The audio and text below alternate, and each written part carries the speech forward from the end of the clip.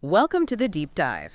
Today, we're looking at something lots of you ask about: learning English. Yeah, but maybe not in the way you'd expect. Exactly. We're moving past just, memorizing grammar rules or endless vocabulary lists. Right. We want to talk about how you could feel truly confident, how to speak without always hesitating. Connecting with English in a more natural way. And to do that, we've really dug into a great source, the Easy English Talk YouTube video transcript. Jason and Julia talk all about this natural learning approach, So think of this as a shortcut. We're pulling out the key ideas for you. getting right to the heart of why their method seems to click for so many people.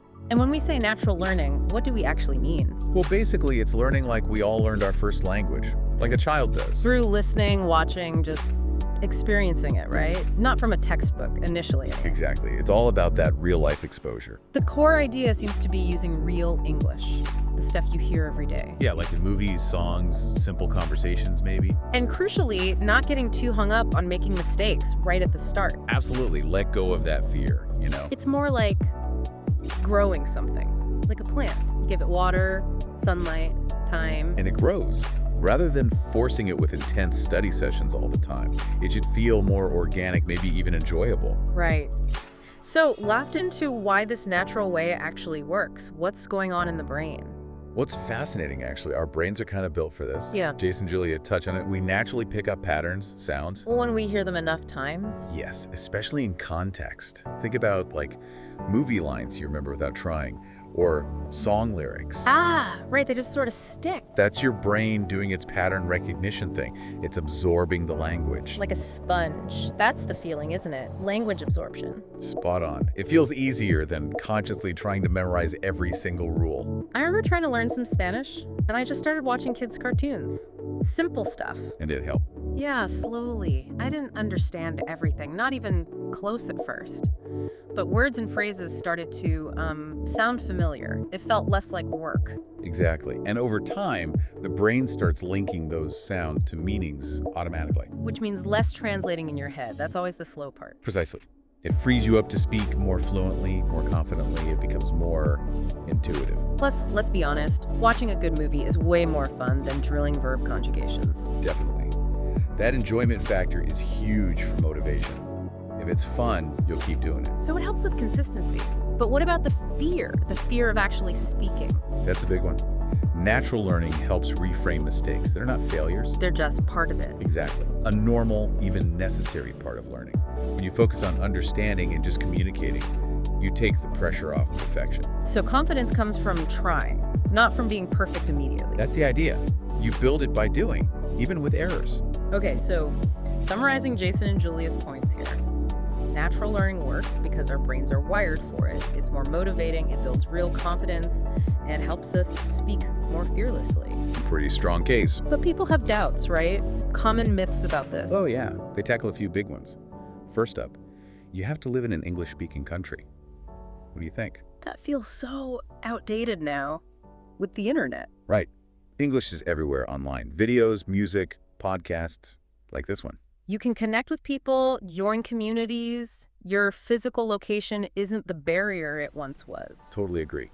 Jason and Julia suggest creating your own English world at home. How? Like, practically. Simple things, really. Change your phone language to English. Watch movies with English audio and subtitles. Label stuff around the house, door, window, fridge. Yeah, exactly. Little things that immerse you day to day. I guess the challenge might be feeling a bit isolated if no one around you is doing it. That's possible. Starting small helps, maybe. And finding online buddies or language partners can bridge that gap. Good point. Okay, myth number 2.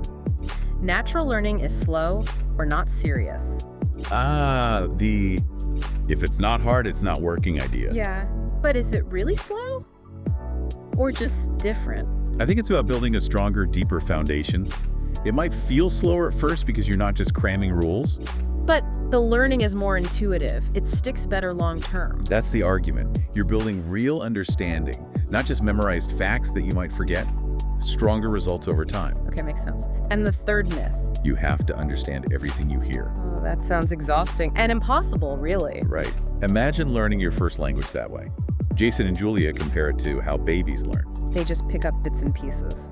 from context. Exactly. They hear things over and over. They suggest understanding even, say, 60% is often enough to keep learning from context. So don't pause the video every 5 seconds trying to look up every single word. Please don't. You'll lose the flow. It's about repetition, context. Let some things wash over you. Maybe focus on the main idea. Note down words that keep popping up. Those are great strategies. The key is not waiting for 100% understanding before you continue exposing yourself to the language. So basically, natural learning is accessible, it's effective, it can even be fun, and you don't need to move across the world or understand everything instantly. That's the message. It's a powerful option. All right, so if someone's convinced, how do they actually do it?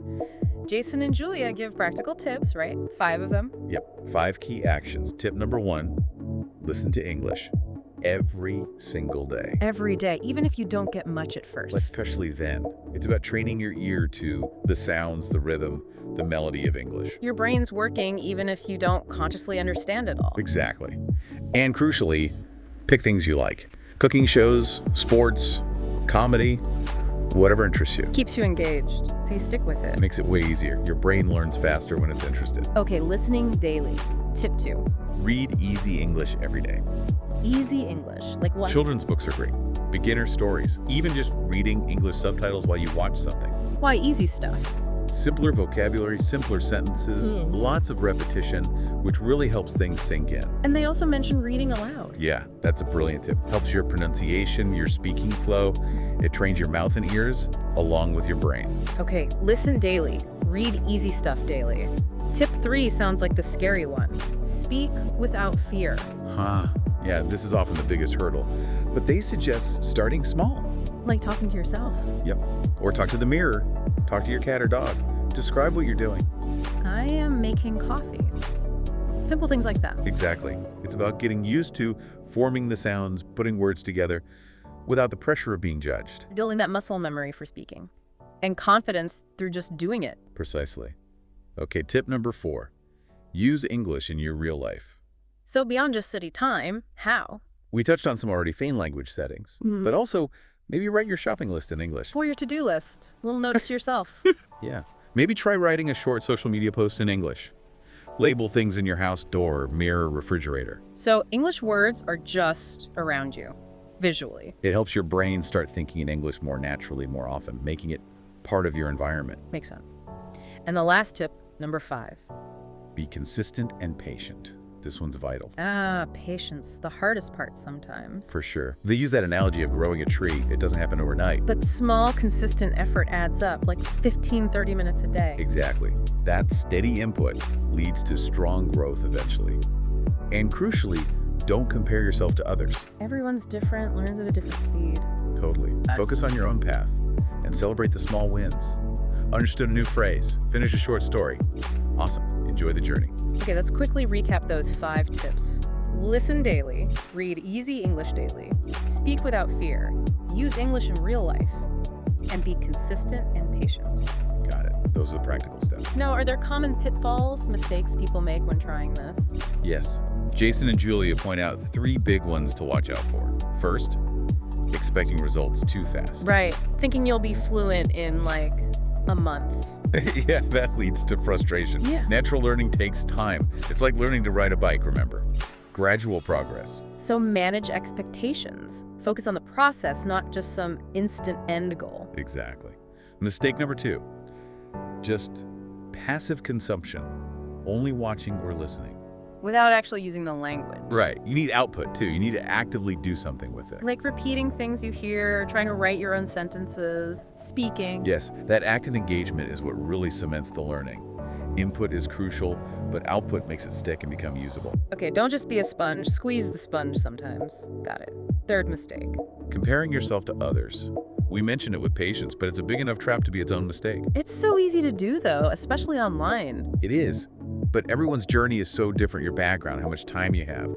Comparing is just discouraging and not helpful. Focus on your own progress from last week, last month.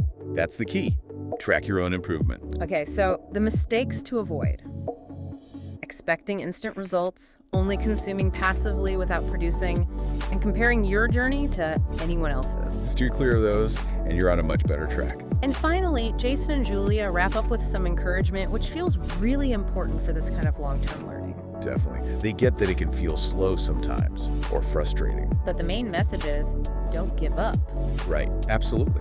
Just the fact that you're listening to this, thinking about it, shows commitment. Remember, every little step counts. A new word understood, a sentence spoken. That's progress. They use that image of building a house, brick by brick.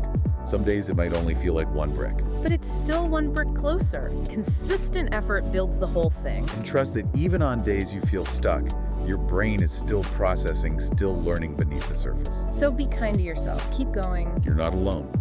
Every fluent speaker started somewhere, probably feeling just like you do now.